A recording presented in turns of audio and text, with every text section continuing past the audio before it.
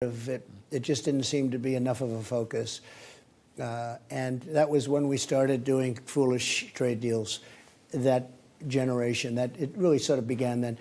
But I thought he had a great way about him. His way was incredible. His manner, his bedside manner, they say about a doctor, has a great bedside manner. Some doctors do, and most of them don't. He had a great bedside manner. How's your bedside manner? I actually think it's a lot better than people would think. We have tremendous support. I just found out we have 94% support in the Republican Party. That's higher. Ronald Reagan was the highest at 86, and we have 94%. It just came out of approval, the approval rating. The economy is doing well in America. The economy is doing great. Our economy is pretty much stalling in this country because of this ongoing Brexit fiasco, as many people see it. The Labour leader, Jeremy Corbyn, apparently wanted to see you. You declined that kind of invitation, and he spent the most of today shouting and screaming about you and protesting and saying how awful you are. There is a chance, if this goes wrong for the Conservative Party in the next few months, he could end up Prime Minister. Could you imagine actually doing a trade deal with Britain with someone like Jeremy Corbyn as a leader? It's always possible. Anything's possible. I don't know him. He wanted to meet. It was very tough to meet and probably inappropriate to meet, to be honest with you. A lot of things are happening right now with respect to our country and your country, my country, and let's call them almost the same because I feel that way. It's really a tremendous relationship.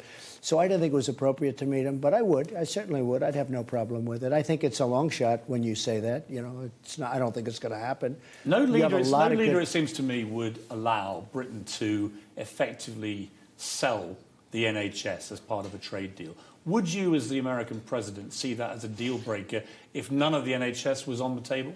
I don't see it being on the table. Somebody asked me a question today, and I say everything's up for negotiation because everything is. But I don't see that being. That's something that I would not consider part of trade. That's not trade.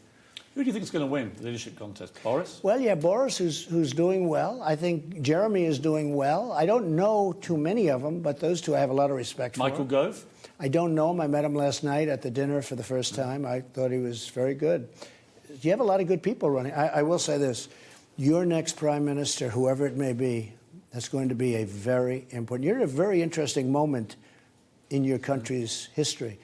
Your next, and I was saying to the Queen last night, the choice of your next prime minister is a very important choice. Prince Charles, you really have to get it right. Prince Charles, I'm told, is veering pro-Brexit now. Did he give you that sentiment?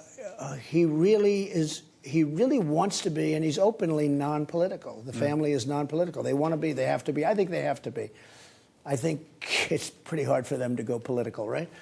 But he feels you have a lot of good choices. I do too. I think you really do have a lot of good choices. I think it's very important that you get it right.